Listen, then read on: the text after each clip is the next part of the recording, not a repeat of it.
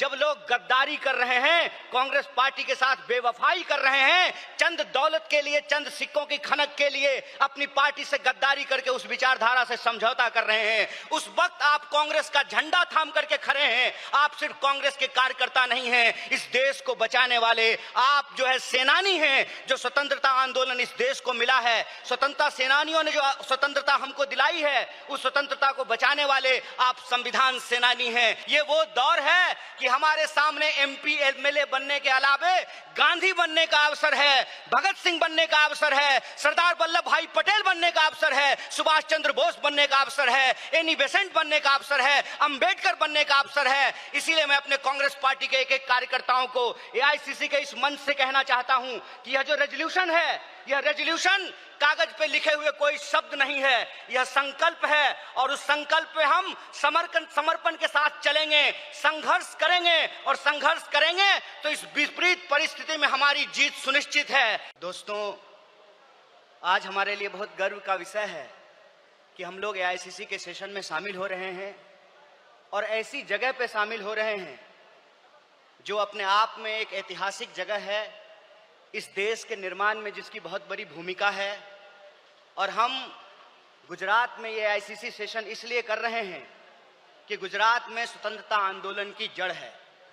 गुजरात वो भूमि है जहां हमारे राष्ट्रपिता महात्मा गांधी, सरदार वल्लभ भाई पटेल जी, दादा भाई नौरोजी जी का जन्म स्थान है, उनकी कर्मभूमि है। तो जब यहाँ पे एआईसीसी सेशन हो रहा है तो हमारा उद्देश्य यही है कि हम अपनी जड़ में जाएं, अपने जड़ को मजबूत करें, क्योंकि हमारे सामने एक बहुत बड़ी चुनौती है। चुनौती ये है कि हम आज़ादी के आंदोलन में शामिल हुए, देश को आज़ादी मिली, और आज़ाद भारत के निर्माण में कांग्रेस पार्टी ने बहुत बड़ी भूमिका निभाई। पहले हमारी जिम्मेवारी देश को चलाने की थी, आज हमारी जिम्मेवारी देश को बचाने की है। यह भूमिका हमको अपने आप में समझनी पड़ेगी। देश को चलाने की जिम्मेवारी ऐसे थी कि देश आजाद हुआ, देश का संविधान बना, और उस संविधान के आधार पर भारतीय लोकतंत्र फलना फूलना शुरू किया। कुछ दशकों के बाद कुछ ऐसी शक्तियां आज सत्ता पर काबिज हुई है जिन्होंने आजादी के आंदोलन में हिस्सा नहीं लिया। इसीलिए मैं बार बार कहता हूं, देश को आजादी माफी मांगने से नहीं, देश को आजादी लाठी खाने से मिली है, जेलों में जाने से मिली है। यह जो आजादी मिली है, इस आजादी को जो लोग मानते नहीं हैं, कहते हैं ना, जिन्होंने अपना खून पसीना नहीं बनाया हो घर को बनाने में, उनको घर की बचाने की कोई जद्दोजहद नहीं होती है। घर को जब बिगड़ रहा हो तो उनको कोई तकलीफ नहीं होती है।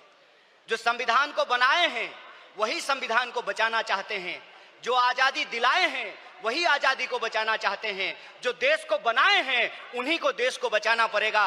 बताइए, कांग्रेस पार्टी का एक एक कार्यकर्ता जो देश की आजादी पर गर्व करता है, देश के स्वतंत्रता आंदोलन पर गर्व करता है, उस आजादी को बचाने के लिए आप संघर्ष करेंगे कि नहीं करेंगे? अगर आप संघर्ष करेंगे तो ये लड़ाई बिल्कुल आमने सामने की लड़ाई है। ये लड़ाई है कि एक तरफ वो लोग हैं जो काली टोपी पहनते हैं, एक तरफ हम लोग हैं जो सफेद टोपी पहनते हैं। वो जो काली टोपी पहनने वाले लोग हैं वो काले कानून लेकर के आते हैं।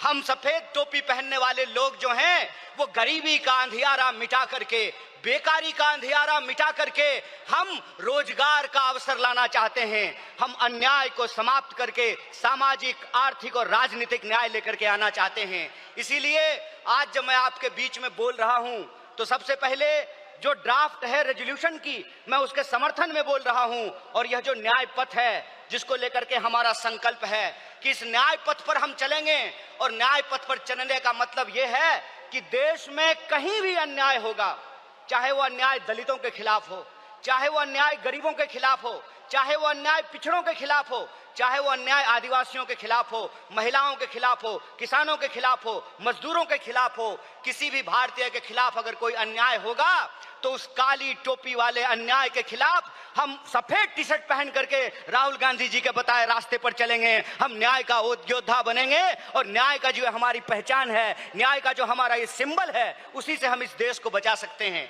और देश को बचाने की जो मुहिम है, इस संबंध में मैं आपको बता दूं कि आज एनएसयूआई का स्थापना दिवस है, फाउंडेशन डे है।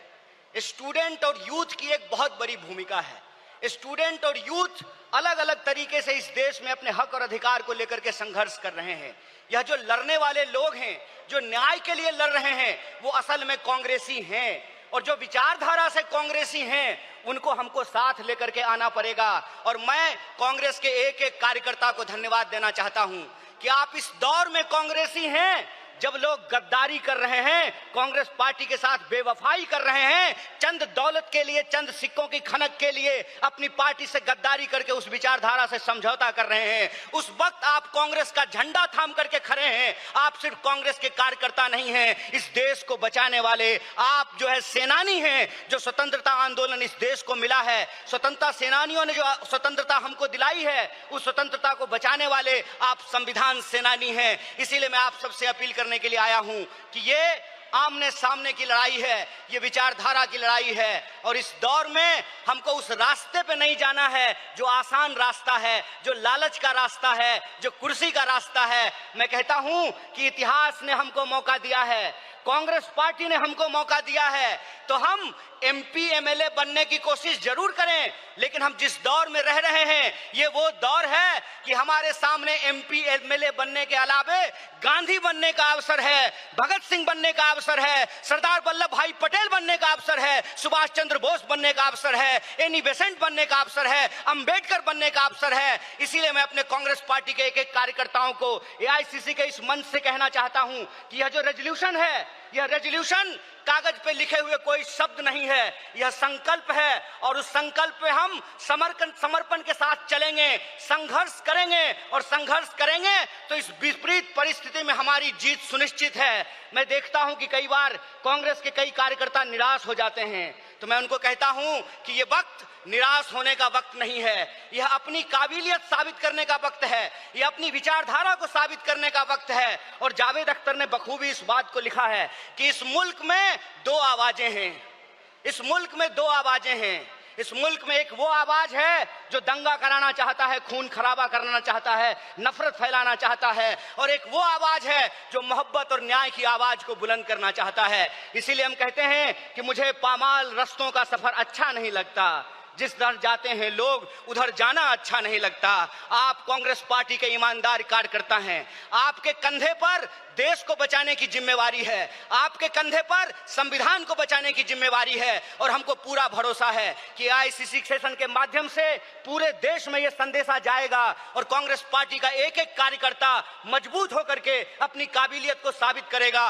वह पथ क्या, पथिक कुशलता क्या, जिस पथ में बिखरे सूल ना हो, नाविक की धैर्य परीक्षा क्या, जब धाराएं प्रतिकूल ना हो। इस प्रतिकूल समय में कांग्रेस पूरे दमखम के साथ उस काली विचारधारा के खिलाफ, उस काली टोपी के खिलाफ टी शर्ट पहन करके लड़ेगा, और यह टी शर्ट का जो सिंबल है वो न्याय का सिंबल है। उस अन्याय के खिलाफ हमको इस न्याय की आवाज को बुलंद करना है। मुझे पूरा भरोसा है कि आईसीसी सेशन से निकल करके हम अपने जिलों में जाएंगे, अपने बूथों पर जाएंगे, और समाज में, देश में जहां कहीं भी अन्याय होगा, हम कांग्रेस पार्टी बन करके, कांग्रेस का कार्यकर्ता बन करके, गांधी का सिपाही बन करके गोडसेवादी विचारधारा को परास्त करने का काम करेंगे। बहुत बहुत शुक्रिया, बहुत बहुत धन्यवाद। इनकलाब जिंदाबाद, जय हिंद, जय कांग्रेस।